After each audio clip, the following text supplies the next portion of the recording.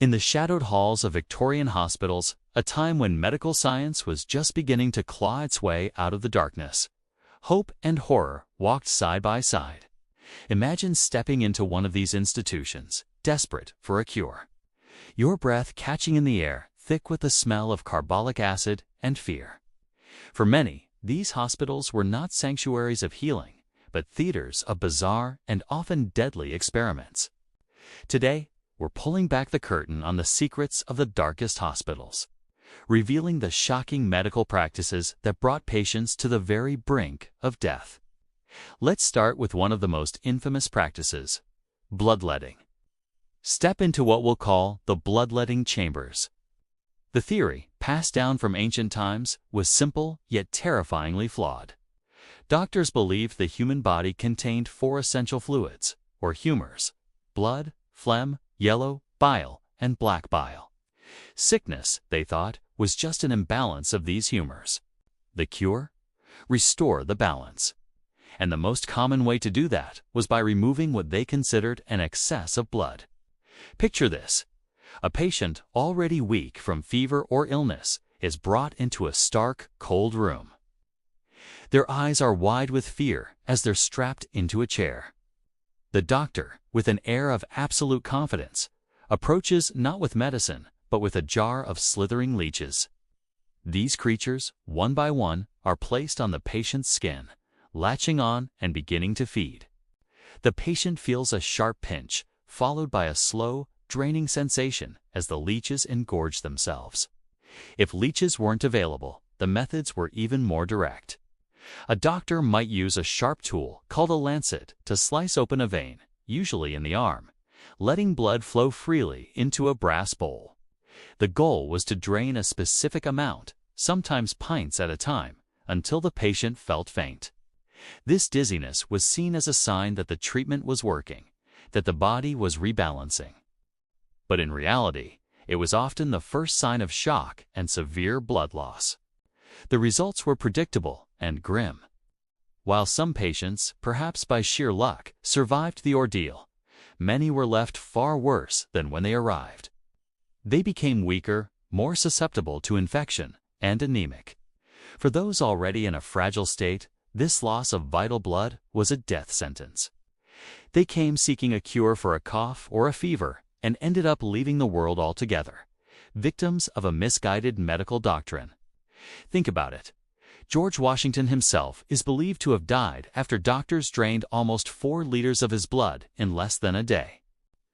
The very treatment meant to save him likely sealed his fate. These bloodletting chambers weren't just rooms. They were places where life literally drained away. But bloodletting was just the beginning. As we venture deeper into these historical hospitals, we find that the cures could often be more frightening than the diseases. Let's talk about the rise of surgery before the age of anesthesia. In the mid-19th century, if you needed an operation, there was no gentle drift into unconsciousness. You were awake for every single moment. Surgical theaters were literally that theaters. Rows of seats were filled with eager students and onlookers, watching the spectacle below. The patient would be carried in and held down on the operating table by several strong assistants. Their screams would echo through the hall, a sound so common it was considered part of the process. The surgeon's most prized skill wasn't precision, but speed. A leg amputation needed to be done in under a minute. The faster the surgeon, the less time the patient spent in excruciating agony. And supposedly, the better their chance of survival. Surgeons like Robert Liston became legends, famous for being able to amputate a limb in 2.5 minutes. But this speed came at a cost. In their haste, surgeons could make devastating mistakes. Liston, in one infamous case, accidentally amputated his assistant's fingers along with the patient's leg. Both later died of infection. And infection was the true killer. Doctors would walk into the operating theater wearing their street clothes, maybe rolling up their sleeves. The same unwashed surgical tools were used on patient after patient. A surgeon might wipe his bloody scalpel on his coat lapel before making the next incision. They had no concept of germs. They believed that pus forming in a wound, which they called laudable pus, was a good sign, a natural part of healing. We now know it's a sign of a raging infection. The postoperative wards were filled with patients dying from sepsis and gangrene, their surgical wounds turning black. Surviving the surgery was only half the battle. Surviving the recovery was the real challenge. Now, let's turn our attention to the treatments for the mind. If the physical cures were brutal, the psychological ones were a journey into a nightmare. Welcome to the asylum, the final destination for those deemed mentally unwell. In the Victorian era, the understanding of mental health was practically non-existent. Conditions we now recognize as depression, anxiety, or schizophrenia were all lumped together under the broad, terrifying term of madness. Treatments were based on the idea of shocking the system back to sanity. One popular method was hydrotherapy. This wasn't a relaxing spa treatment. Patients could be bound and submerged in ice-cold baths for hours on end until their bodies went numb. Alternatively, they might be blasted with a high-pressure jet of freezing water, a painful and terrifying experience meant to jolt them out of their mental state. Another cure was the rotating chair. Patients were strapped into a chair that was then spun at high speed until they became dizzy and violently ill. The theory was that this would physically scramble the contents of the brain, somehow rearranging them into a healthier pattern. For those who were considered unruly, there were restraints. Straitjackets, shackles, and confinement in dark, isolated cells were common. The goal wasn't therapy or healing, it was control. Patients were often treated less like people and more like animals to be tamed. These institutions were chronically underfunded and overcrowded, leading to horrific sanitary conditions and abuse. For many, entering an asylum wasn't a step towards recovery, but a life sentence of misery and neglect. The very word bedlam, which means chaos and uproar, comes from the name of one of London's most notorious mental hospitals, Bethlem Royal Hospital. Even the medicines prescribed during this era could be lethal. Mercury was a popular cure-all for everything, from syphilis to teething pains in babies. Doctors knew it caused side effects like tooth loss, tremors, and severe organ damage.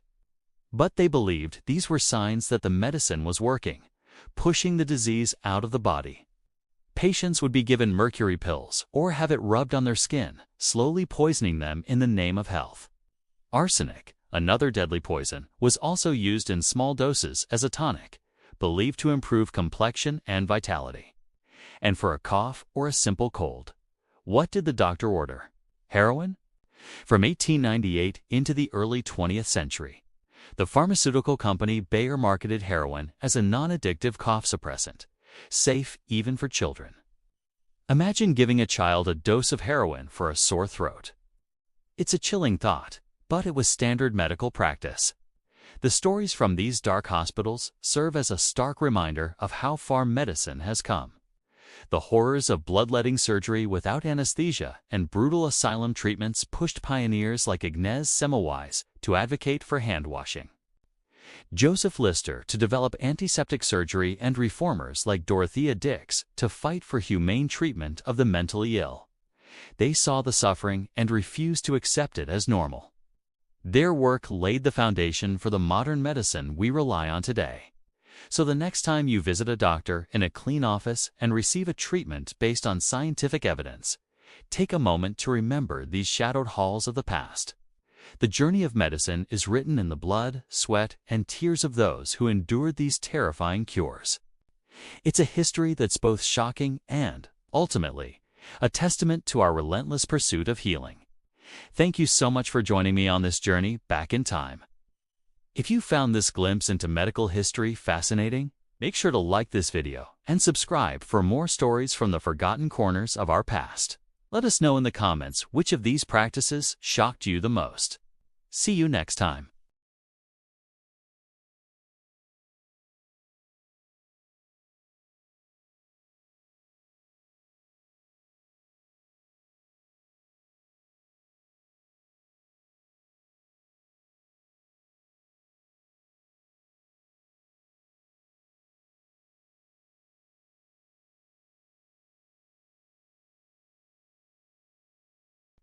From the bustling streets of Renaissance Europe to the colonial frontiers of America, mercury was everywhere in medicine.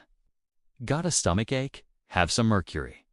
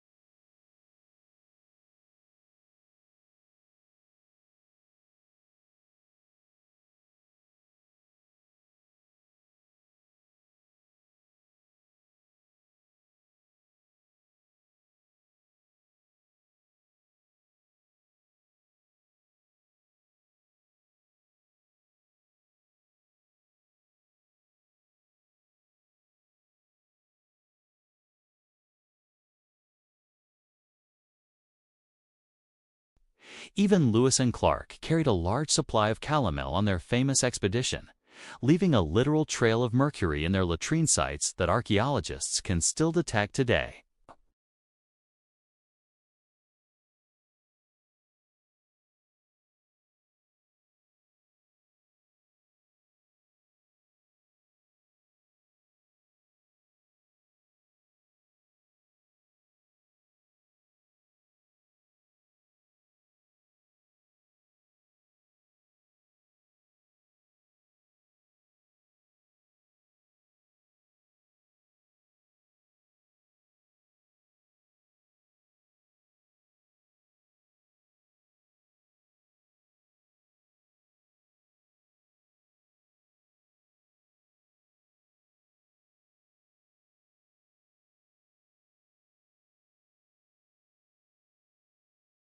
The saying went, "A night with Venus, a lifetime with Mercury." Patients would undergo intense treatments, sometimes being confined to salivation wards where they were dosed until they were producing pints of saliva a day. They would be slathered in mercury ointments and placed in heated boxes to sweat it out. While these treatments did have some effect on the syphilis bacteria, the side effects were often as bad as, if not worse than, the disease itself. And this is where the dark side of this miracle cure truly emerges. Mercury is a potent neurotoxin. The very symptoms doctors were celebrating as signs of healing were actually the first stages of mercury poisoning. The slow, insidious creep of toxicity would begin. It started with a metallic taste in the mouth and excessive salivation.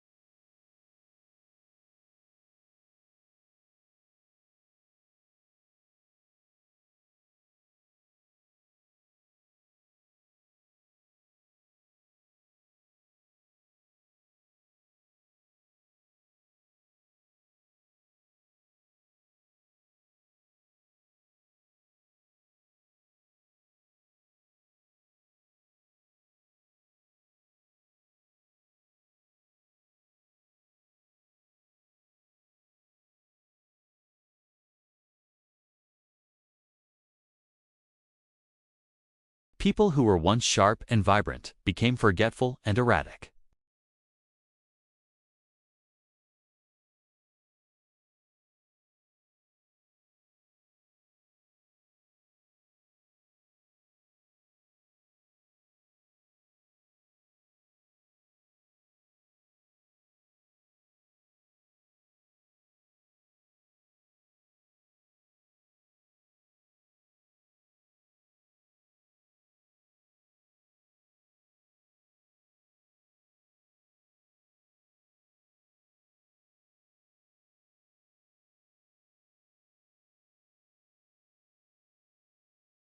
Some historians speculate that this decision may have been crucial for his leadership during the Civil War.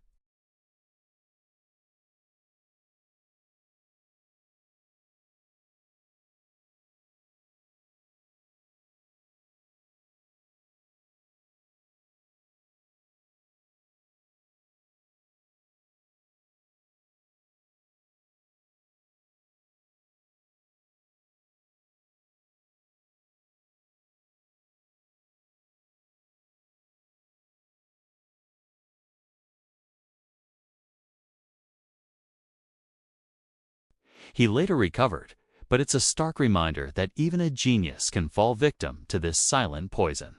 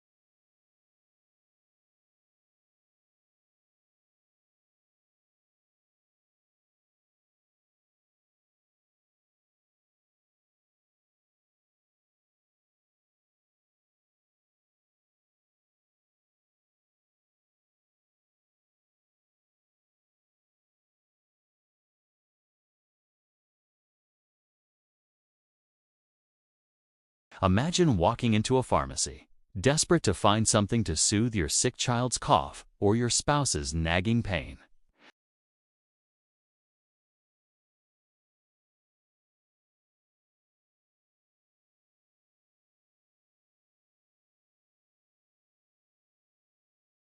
But what was really inside these bottles? The truth is far more sinister than you can imagine.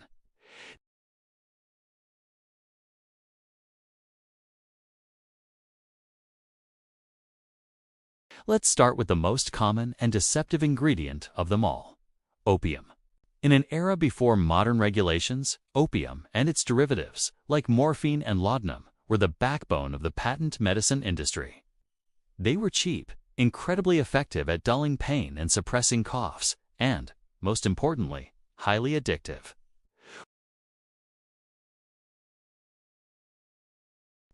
Marketed to mothers for teething babies, its slogan was sure to soothe. And soothe it did, because it was packed with morphine.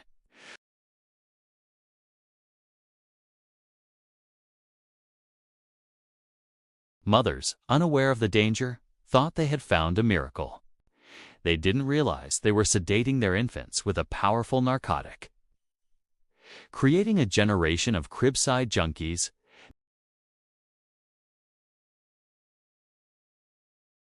the syrup was so notorious it earned the grim nickname, the baby killer. But opium wasn't the only demon lurking in these medicine cabinets. Another popular ingredient was, believe it or not, arsenic. Yes, the classic poison. Arsenic was a key component in products like Dr. Fowler's solution.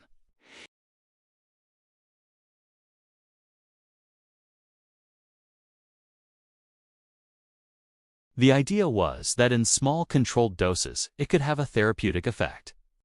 However, the line between a therapeutic dose and a lethal one was razor thin. Arsenic is a cumulative poison, meaning it builds up in the body over time. So, a patient taking their daily tonic was slowly poisoning themselves. The initial symptoms of arsenic poisoning, nausea, stomach pain, and headaches, could easily be mistaken for the very illness they were trying to treat. This led people to take even more of the medicine, accelerating their own demise. It was a vicious, deadly cycle, disguised as healing. And then there was alcohol. It's hard to overstate just how much alcohol was in these medicines. Many tonics were more than 40% alcohol, making them stronger than whiskey.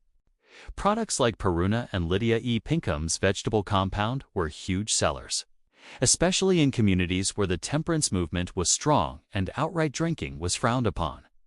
People, particularly women who were discouraged from drinking alcohol publicly, could take their daily dose for female complaints or a general lack of vigor, all under the guise of medication. They were essentially consuming strong cocktails multiple times a day. While it might have made them feel better temporarily, it often led to chronic alcoholism, liver damage, and a host of other health problems, all while the makers of these tonics became fantastically wealthy. The marketing behind these products was a masterclass in manipulation.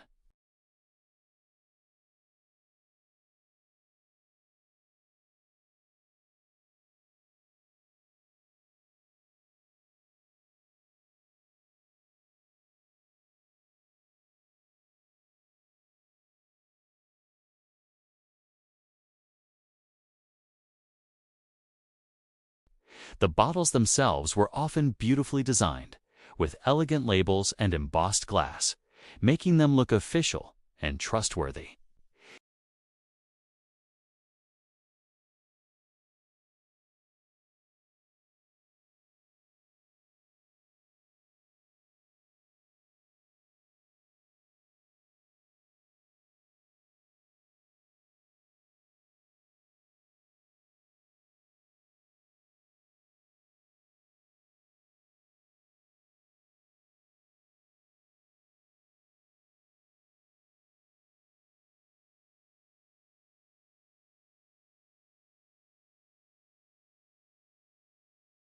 They published chemical analyses of these popular remedies, revealing the shocking and dangerous ingredients to a horrified public.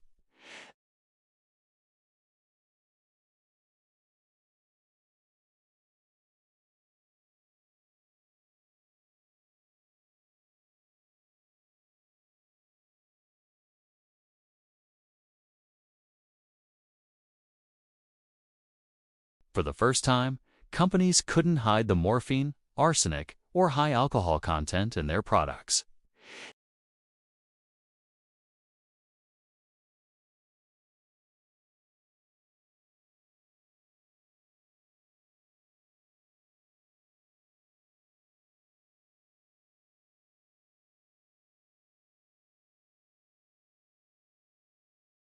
The next time you look at the detailed ingredient list and dosage instructions on a bottle of medicine, remember the time when a soothing syrup could be a death sentence.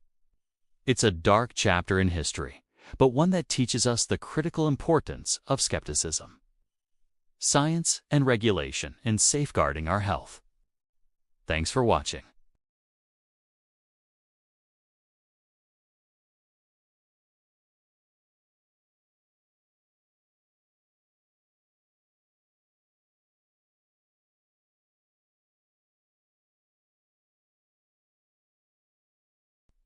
Hello everyone, and welcome back to our journey through the history of medicine. Today, we're diving into a fascinating and often bizarre chapter, the era of the traveling miracle doctor.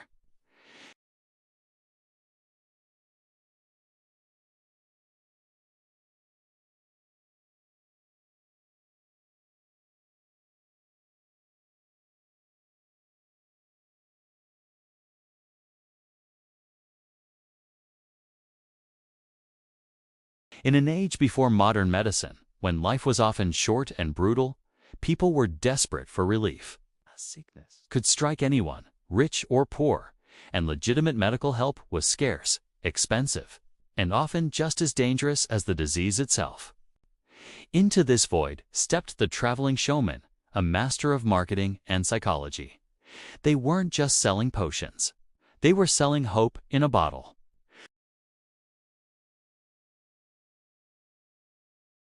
These self-proclaimed doctors would roll into town with a flourish, often accompanied by musicians or acrobats to draw a crowd.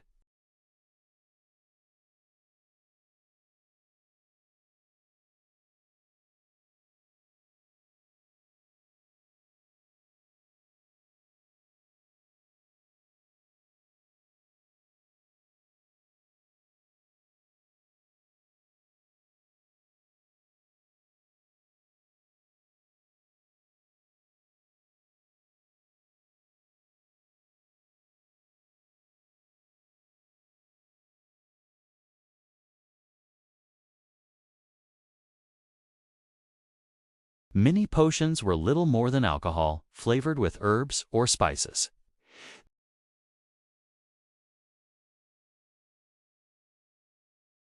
Others contained powerful narcotics, like opium or cocaine, which would numb pain and create a sense of euphoria, making them highly addictive and ensuring repeat customers.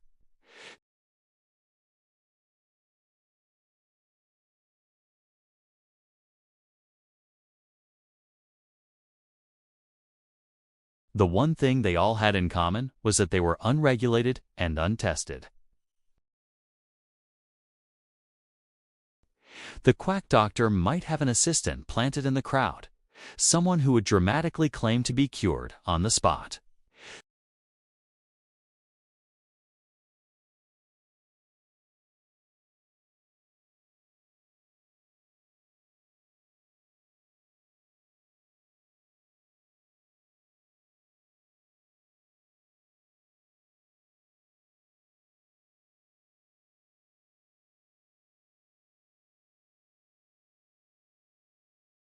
It's easy for us to look back and laugh or shake our heads at the gullibility of people back then. But we have to remember the context. When you or a loved one is in pain,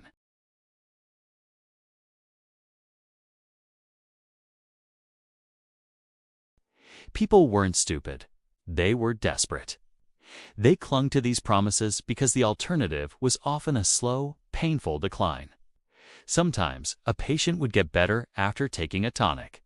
Was it the potion? Almost certainly not.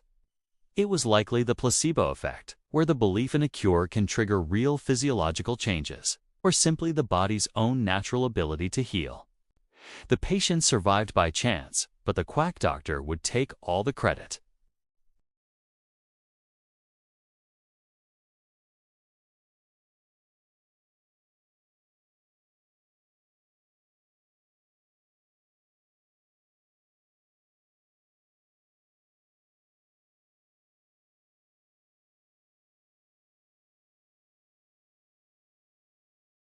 The packaging was elaborate. The slogans were catchy, and the testimonials, often fabricated, were compelling. They built empires on the power of suggestion and the public's yearning for a quick fix. The line between a charlatan and a legitimate doctor was often blurry. In the 19th century, medical science was still in its infancy. Practices like bloodletting, purging, and administering toxic substances like mercury were common among real doctors.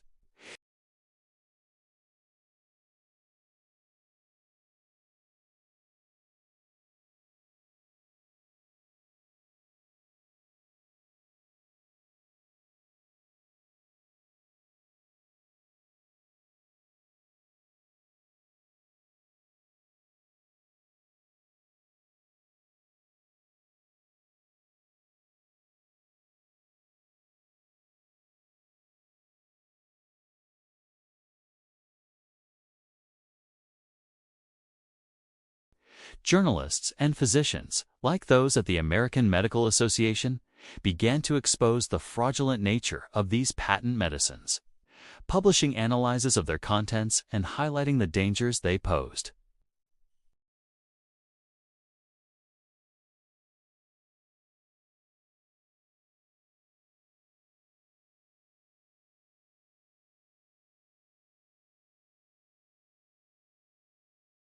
Suddenly, companies could no longer hide dangerous or addictive substances like alcohol, morphine, or cocaine from the public.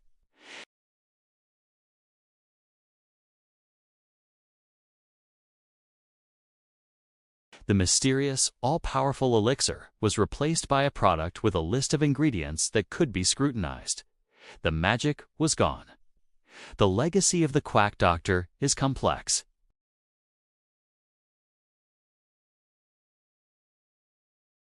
They peddled dangerous and addictive substances, and their cures undoubtedly caused immense harm and delayed proper medical treatment for countless people.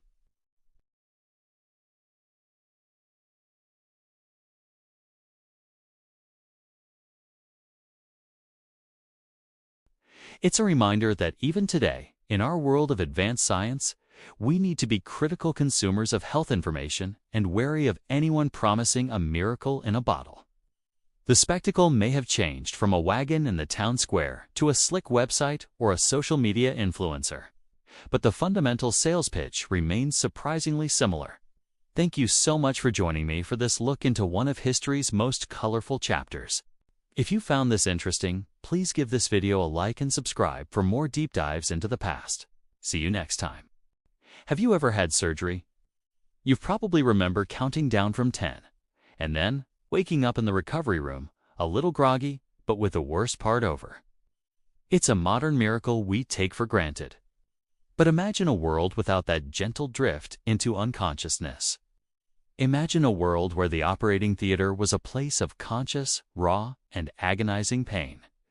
Today, we're stepping back into that world, into the era of surgery before anesthesia, where every cut, every saw, and every stitch was felt. Before the mid-19th century, the operating room wasn't the sterile, calm environment we know today. It was a theater, often literally, with rows of seats for students and onlookers to watch the spectacle. And at the center of this theater was a patient, wide awake, facing a terrifying ordeal. There was no way to block the pain. The only anesthetics available were alcohol, opium, or sometimes just a piece of leather to bite down on. These did little to dull the searing agony of the surgeon's knife. For the patient, it was a waking nightmare. They were held down, sometimes by several strong assistants, as they screamed, thrashed, and begged for it to stop.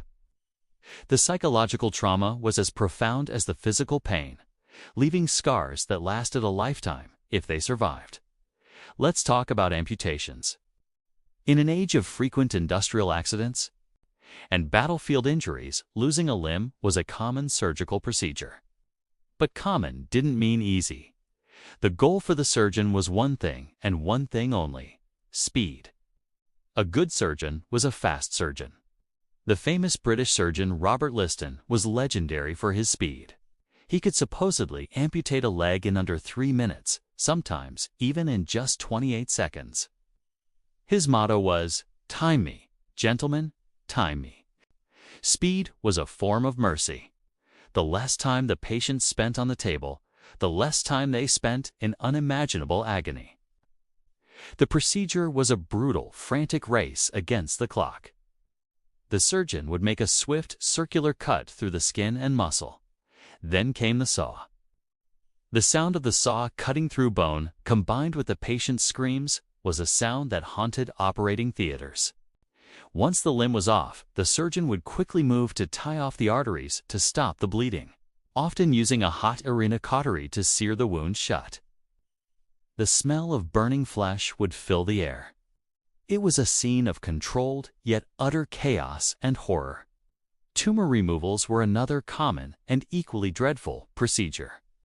Imagine having a growth, a lump that needed to be cut out. The surgeon would have to estimate its depth and size simply by touch.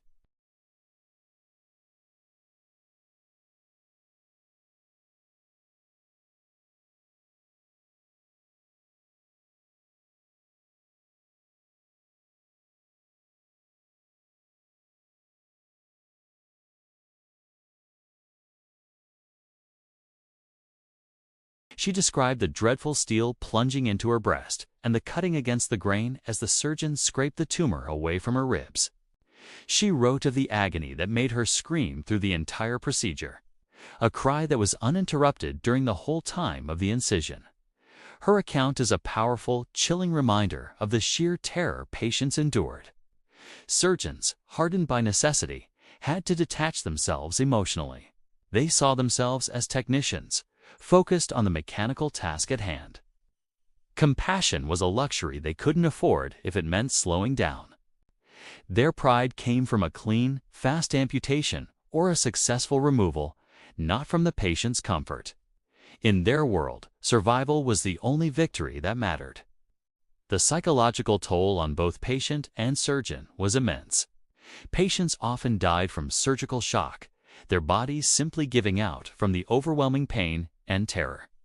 The heart rate would skyrocket, blood pressure would plummet, and the body would go into a state of collapse. It was a race against not just the clock, but against the body's own limits of endurance. Many patients, given the choice, would rather die from their ailment than face the surgeon's knife. And who could blame them? The operating room was seen as a last resort, a place of butchery you only entered when death was the only other option. For the surgeons, it was a brutal profession. They had to steel themselves against the screams and the pleading. Many were described as cold and unfeeling, but this was a necessary defense mechanism. To be a surgeon in the pre-anesthetic era required a unique combination of anatomical knowledge, immense courage, and an emotional fortitude that is almost unimaginable to us today.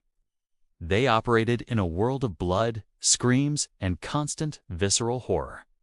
So, how did this era of surgical terror come to an end?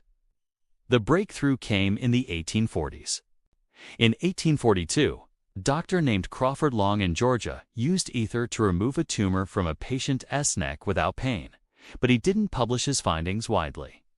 The true revolution began on October 16, 1846, at Massachusetts General Hospital.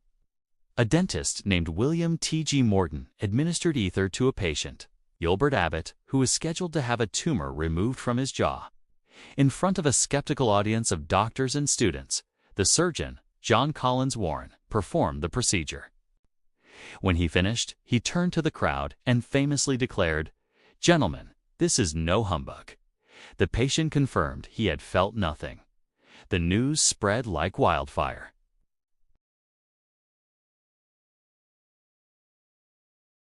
It was a watershed moment that transformed medicine forever. Chloroform soon followed, and the age of anesthesia had begun.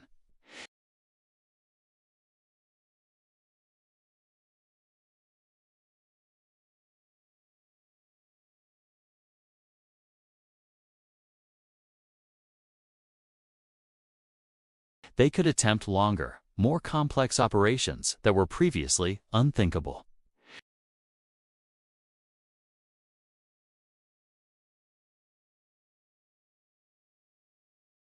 The focus shifted from speed and brute force to delicacy and accuracy.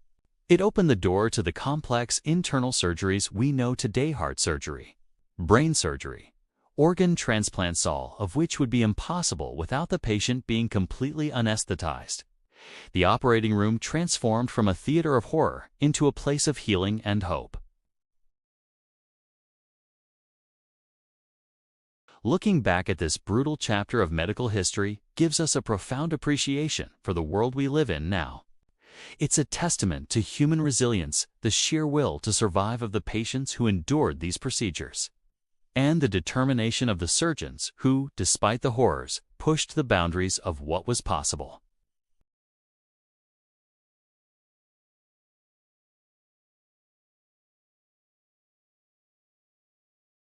The next time you or a loved one faces surgery, take a moment to be grateful for that simple countdown from 10.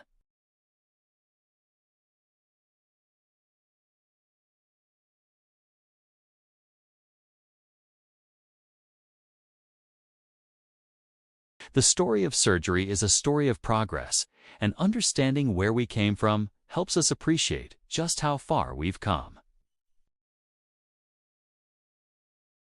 It's a stark reminder of the comforts of modern medicine. If you found this glimpse into history fascinating, be sure to like this video and subscribe to the channel for more deep dives into the stories that shaped our world.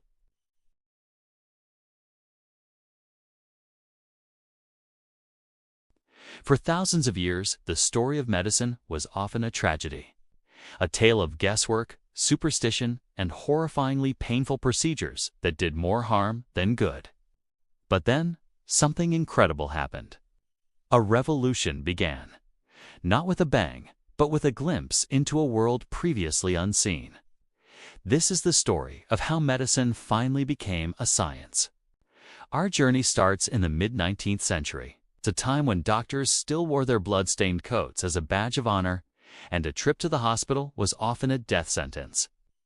The biggest killer wasn't the initial injury or illness, but something invisible and insidious: infection. They called it hospital gangrene or ward fever, a mysterious plague that swept through surgical wards, turning minor operations into fatal ordeals. No one knew where it came from. Some blamed bad air or miasma, an invisible fog of decay rising from the earth. Others thought it was a punishment from God. The truth was far smaller and far more terrifying. Enter a French chemist named Louis Pasteur. He wasn't a doctor, but he was fascinated by fermentation. Why wine and beer sometimes went sour. Using a microscope, he discovered that tiny living organisms, which he called germs, were responsible. This was a groundbreaking idea. If these microbes could spoil wine, what else could they do? Pasteur theorized that these same invisible invaders could be responsible for causing diseases in humans and animals. This was the birth of germ theory. At first, the medical establishment laughed.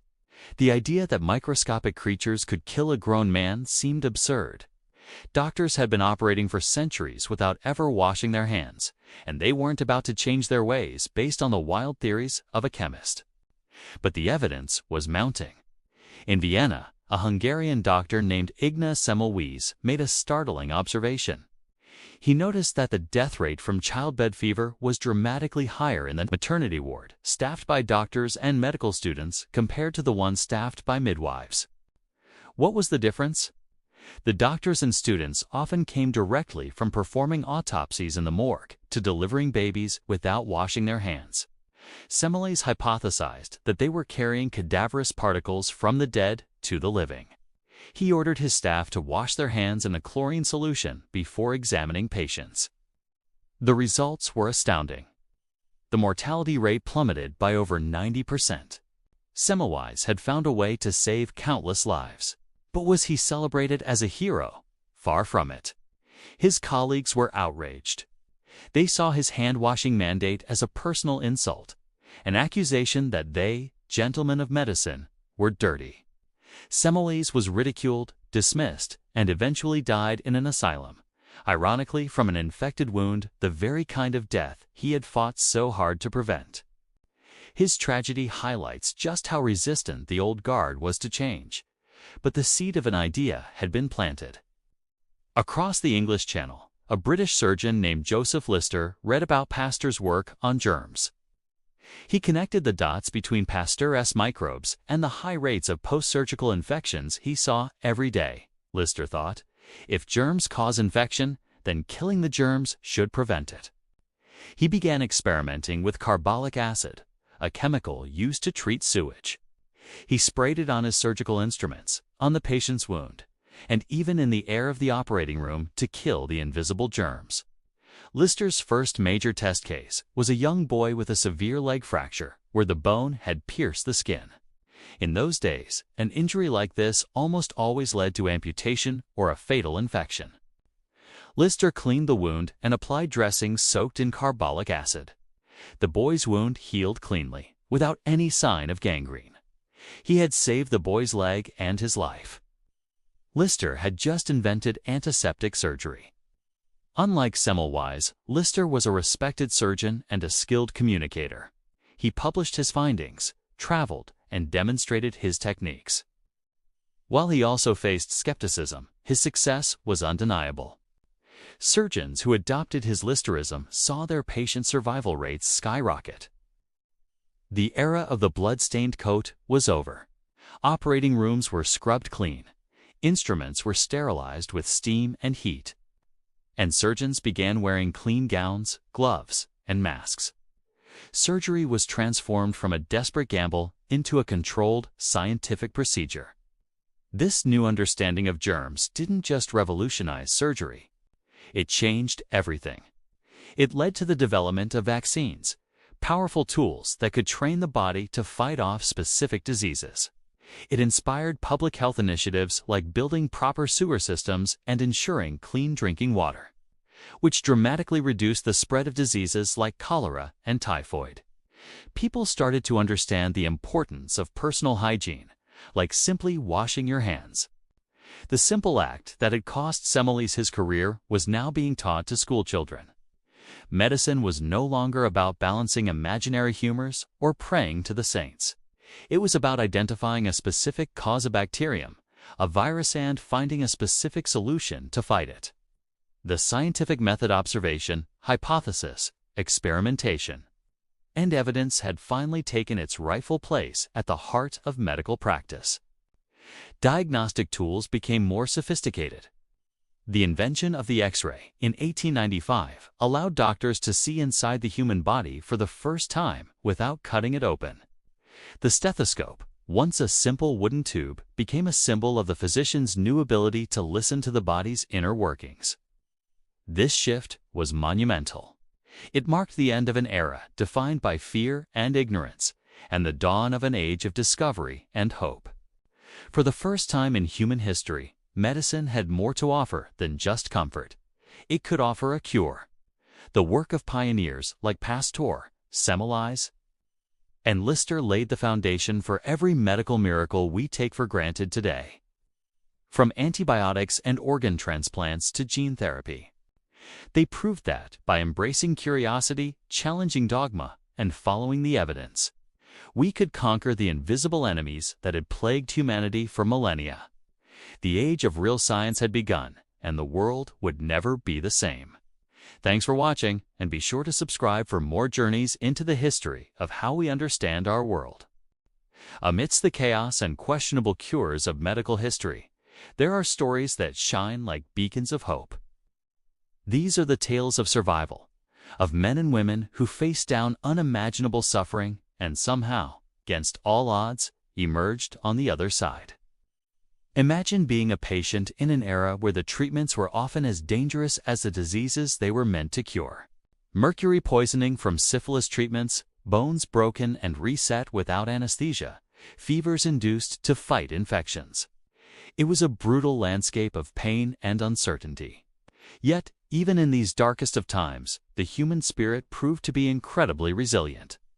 There are documented cases of patients who endured these torturous procedures and not only survived, but went on to live full lives. Consider the early days of surgery before the understanding of germs. An open wound was practically an invitation for infection. A simple appendectomy could be a death sentence. But some patients, through sheer luck or an unbelievably robust immune system, pulled through. Their bodies fought off the invisible invaders, their wounds healed, and they walked out of the hospital, leaving doctors baffled and inspired. These survivors weren't just lucky, they were fighters. Their stories became the stuff of legend within hospital walls. Nurses would whisper about the man who survived a trepanation hole drilled into his skull formed with crude, unsterilized instruments, or the woman who recovered from a severe case of puerperal fever, a deadly infection that claimed countless new mothers. After being subjected to repeated, agonizing uterine douches with caustic chemicals, each recovery was a small miracle, a defiance of the medical knowledge of the day. These tales did more than just offer a glimmer of hope to other patients. They had a profound impact on the medical professionals themselves. For the doctors and nurses who witnessed these recoveries, it was a powerful lesson. It taught them humility, reminding them that the human body held mysteries they had yet to unravel. It also fueled their determination to find better, safer ways to heal. The survival of one patient could spark a new line of inquiry, a questioning of old methods, and a relentless search for a cure that didn't involve poisoning or torturing the person they were trying to save. Think about the psychological toll on these early medical pioneers. They were operating in a world of immense suffering, where their best efforts often ended in failure and death. The guilt and despair must have been overwhelming. But then, a patient would recover. A patient they had all but given up on would open their eyes. Their fever would break, and they would start the long, slow journey back to health. These moments of triumph were the fuel that kept them going. They were a validation, however small, that their work mattered, that progress was possible. The courage of these patients was truly awe-inspiring. They placed their trust in doctors who were essentially experimenting on them. They endured procedures that we would now consider barbaric, all in the hope of seeing another sunrise. Their will to live, their refusal to give up even when their bodies were racked with pain, and their futures looked bleak, was a testament to the strength of the human spirit. They weren't passive victims of circumstance. They were active participants in their own survival, fighting alongside the doctors who were trying to save them. These stories also played a crucial role in the evolution of patient care. When a patient survived a particularly risky procedure, doctors would meticulously study the case. What was different this time? Was it the patient's age, their overall health, a slight variation in the treatment? Every detail was scrutinized. This process of observation and analysis, spurred by unexpected successes, was a cornerstone of medical advancement. It was a slow, painstaking process built on the foundation of individual stories of survival. Let's not forget the psychological aspect of recovery. The patients who survived were often left with both physical and emotional scars. They had stared death in the face and come back. Many of them left the hospital forever changed, with a newfound appreciation for life and a deep sense of gratitude. Their stories, when shared, could provide immense comfort and inspiration to others facing similar struggles. They became living proof that even in the darkest of times, there is always a possibility of recovery. These survivors were the unsung heroes of medical history. Their endurance pushed the boundaries of what was thought possible. Their recoveries challenged the status quo and forced the medical community to reevaluate its practices. The doctors who survived that era of dangerous cures, who went on to champion new, more scientific approaches to medicine, often carried the memories of these patients with them. The faces of those who were lost haunted them, but the faces of those who survived gave them the strength to keep fighting for a better future. So, as we look back at the often horrifying history of medicine, let's remember not just the mistakes and the misguided treatments, but also the incredible stories of survival. Let's honor the patients who endured the impossible and the doctors who were inspired by their courage. These are the stories that remind us of the resilience of the human body and the unquenchable fire of the human spirit. They are the stories that paved the way for the medical miracles we often take for granted today. Thank you so much for joining me on this journey through a fascinating part of medical history. If you found these stories as incredible as I do, please hit that like button and subscribe to the channel for more deep dives into the past. And don't forget to ring the notification bell so you won't miss our next video. We'll see you in the next one. Have you ever wondered why we wash our hands before eating? Or why doctors wear gloves and use sterile instruments?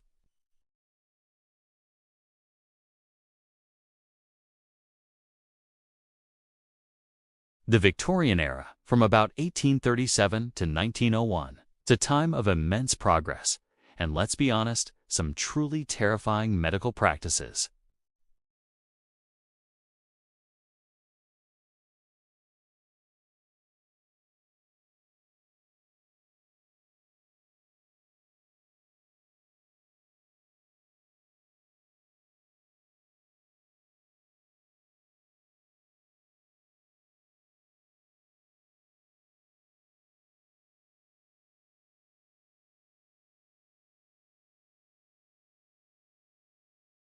But to understand how their struggles and even their failures paved the way for our modern medical marvels.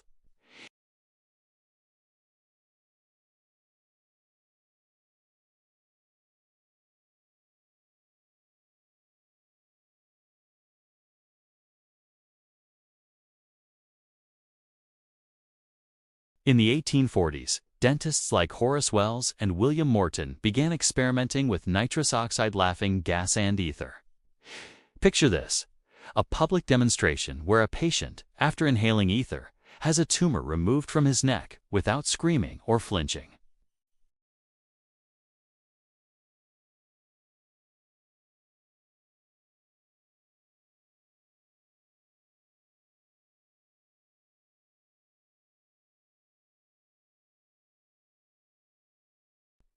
This was a monumental leap forward. It transformed surgery from a brutal last-resort butchery into a viable, controlled medical procedure. It allowed surgeons to take their time, to be more precise, and to perform operations that were previously unthinkable. Anesthesia wasn't just about pain relief, it was about opening the door to a new era of surgical possibility. While patients no longer died from the shock and pain of surgery, they were dying in ever-increasing numbers from something else: infection. Surgeons would operate in their street clothes, using unwashed hands and instruments still crusted with blood from the previous patient. They believed that pus forming in a wound was a normal part of healing, calling it laudable pus. They had no idea they were the ones spreading deadly germs. The operating theaters of the 19th century were often called theaters of death.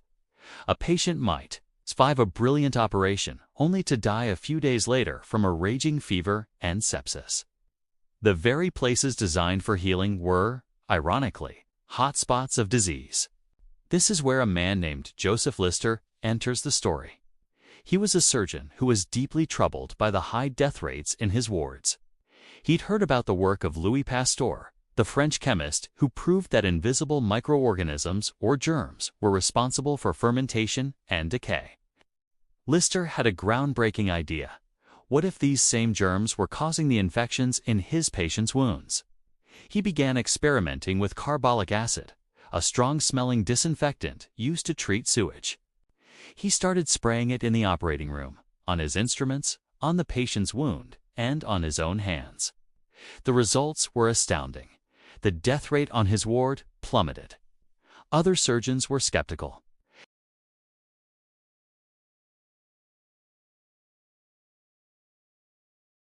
But the numbers didn't lie. Lister's antiseptic method was saving lives. He had proven the germ theory of disease in a practical, life-altering way. His work led directly to aseptic surgery, the sterile environment of modern operating rooms. Every time a surgeon scrubs in or uses a sterilized scalpel today, they are following the principles established by Lister. While surgeons were battling germs on the operating table, another silent killer was stalking the streets of Victorian cities. Infectious disease, cholera, typhoid, tuberculosis, and smallpox ran rampant, especially in the overcrowded and unsanitary slums. Life expectancy was tragically low. But this era of disease also became an era of discovery. In London, a physician named John Snow was investigating a devastating cholera outbreak. The prevailing theory at the time was that diseases spread through miasma or bad air. But Snow was unconvinced. He meticulously mapped the cholera cases and noticed they were all clustered around a single public water pump on Broad Street. He suspected the water was contaminated. To prove his theory, he did something radical. He removed the handle from the pump, forcing residents to get their water from elsewhere.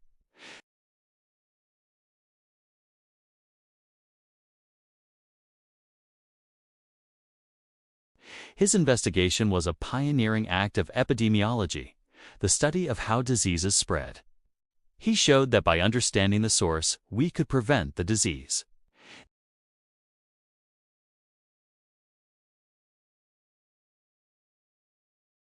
And ensuring clean drinking water, which have saved countless more lives than any single medicine.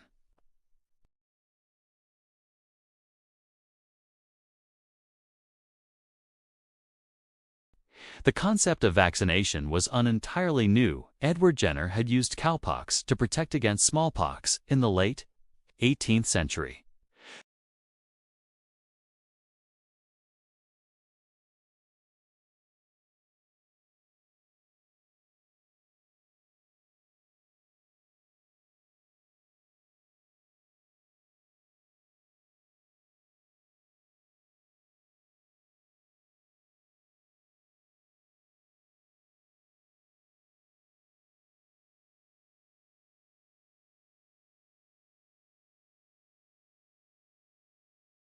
He discovered that he could weaken or attenuate these germs and then inject them into a person or animal.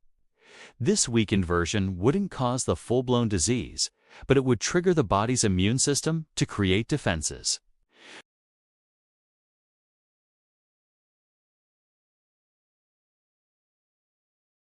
Pasteur created vaccines for rabies and anthrax using this method, proving that we could actively train our bodies to defeat some of our deadliest microbial foes.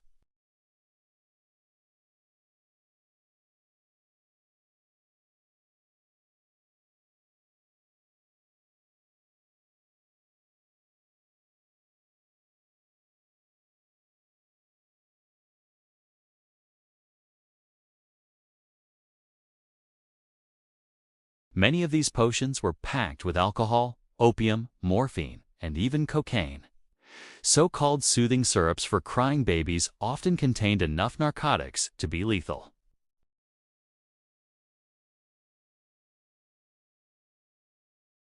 People would drink radium-infused water or wear radium-laced products, believing it would give them energy and vitality, all while it was slowly poisoning them from the inside. They used mercury to treat syphilis and arsenic for skin conditions. These weren't just ineffective, they were actively harmful. This Wild West of medicine highlights a crucial lesson: the importance of scientific evidence. Rigorous testing and government regulation like the FDA. The tragic consequences of these quack cures taught us that good intentions aren't enough. Medicine must be based on proof, not promises. So, what can we learn from this turbulent period of medical history? The Victorian era was a paradox. It was an age of gruesome surgery, but also the birth of anesthesia. It was a time of deadly infections, but also the discovery of germs and antiseptics. It was an era of rampant disease, but also the dawn of public health and vaccines. It was filled with dangerous quackery, yet it underscored the need for evidence-based medicine. The doctors and scientists of this time were pioneers. They were working in the dark, often with incomplete information and flawed theories. They made mistakes, sometimes with fatal consequences. But they were also brave. They challenged conventional wisdom. They experimented, they observed, and they learned.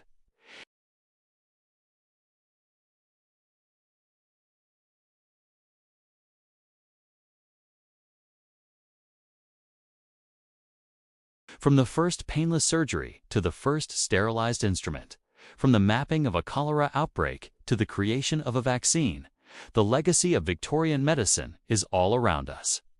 It's in the clean water we drink, the sterile operating rooms in our hospitals, and the life-saving immunizations that protect us from disease.